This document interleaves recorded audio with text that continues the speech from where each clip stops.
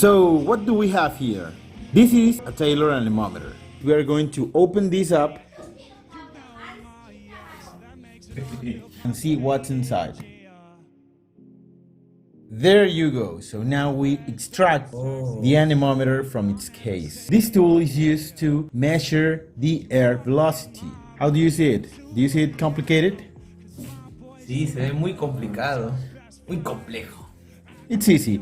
Oh, by the way, this was a present my friends at Mine Ventilation Services gave to me some time ago. Qué buenos amigos. Let's take a closer look to this tool. You are going to measure here the velocity in feet, as you can read here, and you are gonna have 3 circles. The bigger one is the one that is going to measure the tenths, and once a loop is done, then the hundreds, and these are the thousands. So once we read the velocity, we will have to add up tenths, hundreds, and thousands. Okay, so here we have the switch. Okay, so if you put it in this way, you're gonna have this tool on, or if you want to turn it off, you just have to turn the thing that way. This stick here is going to allow us to reset the pointers. For example, right now we are feeling a little breeze right here, and we're seeing here that pointers aren't moving, okay, because this is off. So once we turn this on and put some breeze in it, let's move it right this way.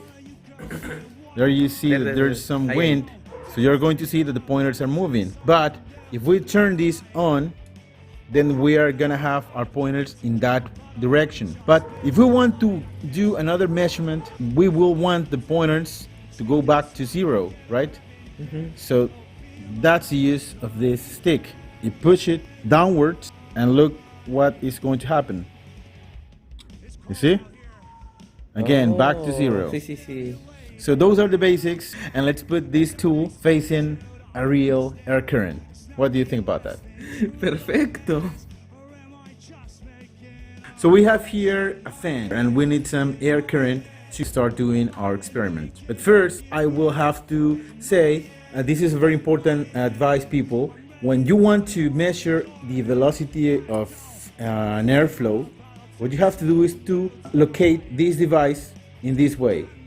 So the airflow is going to be in this direction, right? Imagine an horizontal line. Sí, sí, sí. So this face has to be perpendicular to that line. Yeah. Always perpendicular to the direction of the airflow. Bear that in mind, please. And now we'll start the fan. Ahí está. Oh, mira, mira, mira. There you can see the hundreds are moving. Sí. We have 200, 300. Oh, but we forgot something very important. Okay. You know what we forgot? We forgot to have a timer, Oh. because we're gonna have the velocity in feet with the instrument, but we need the time in order to have the velocity. And so everybody has a cell phone, and in every cell phone you will have a chronometer. You look here for the chronometer and start usually 1 minute. 1 minute letting the tool to spin according to the force of the airflow. Okay?